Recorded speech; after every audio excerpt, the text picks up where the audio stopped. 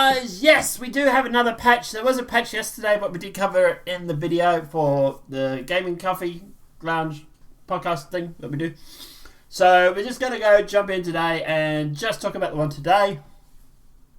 But yeah, guys, obviously, just in case anyone is not aware, obviously Ferrets and I do a podcast every week, normally.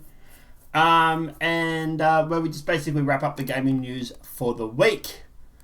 So check it out.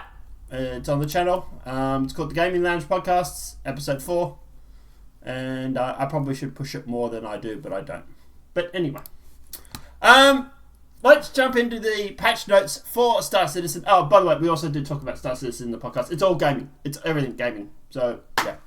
It is US only. It is still Evocati. It is still listed as on-time persistence enabled, replication enabled, server recovery enabled, and $15 million. Personal insurance, instance hangars, freight elevators, storage access, hover trolley, and hangar decorations. Cargo missions, commodity rebalance, and blockade are still missing. There are a few known issues. Personal hangars do not open when contacting UCC to take off or land at a destination. High chance, which is obviously bad. Main menu, add friends, search feature is not displaying the results. Item bank, frame rate will dramatically drop if player owns many items. When a filter drop down checkbox is ticked, some other is ticked. Selecting other will cause the previous tick to become empty.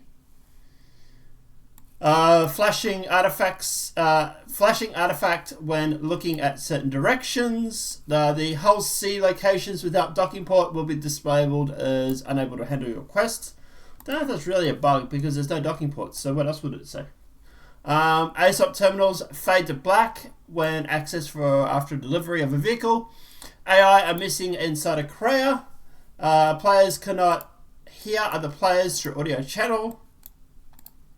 Turrets get stuck firing nowhere near the target. Transit will ultimately desync.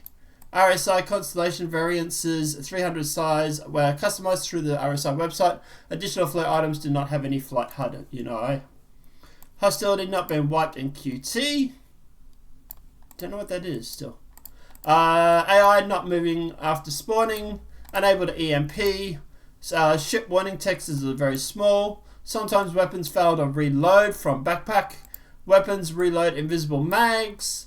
Unable to plot route to planet side location while in orbit. AI are not spawning automatically. Is failed. Combat AI are not spawning. Sorry. G-forces induce head movements is excessive. And various parts of Area 18 Central can't be routed via mobiles. Now, the master modes, they have gone through and made further atmospheric flight returnings for Valkyrie, Raft, Spirit, A1, C1, Star Runner, Starfire, Starlifter, and variances, Buccaneer, Caterpillar, Starfarer, Cutlass, and variances. Additional aerodynamic update to Eclipse, Gladius, Hammerhead, Reclaimer, Redeemer, and the Avenger Stalker. Ship cockpit camera polish. Third-person camera update with smooth vibration along with the same effect to players to cockpit to reduce HUD movement. They have fixed some bugs. They fixed an issue causing FBI AI to target and fire at players through buildings instead of attempting to gain line of sight.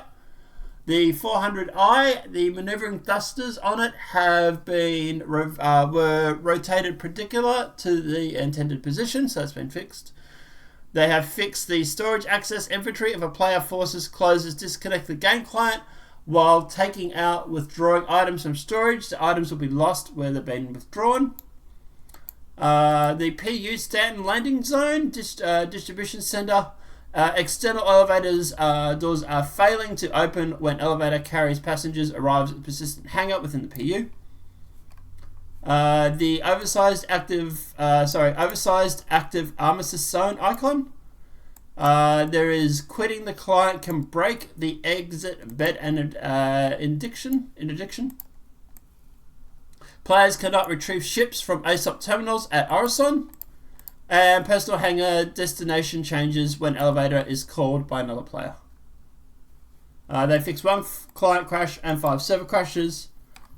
We did talk about this last night, but just to recap, Ferrets is saying probably early next week, he thinks, for Wave 1. I was saying late this week, but then we did realise that obviously 4th of July over in America, so we're not sure how that's going to affect it. But yeah, I would say it's probably going to be the end of this week at the earliest, or early next week as well. I'm probably going to agree with him on this. But guys, apart from that, obviously at the end of the day, it's good that it's in Evocati. It's slowly processing through. But yeah, I would expect it probably early next week for Wave 1.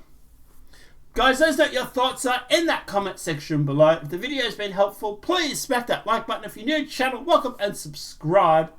Apart from that, guys, we'll see you in the next demonetized video from YouTube. Have a great night.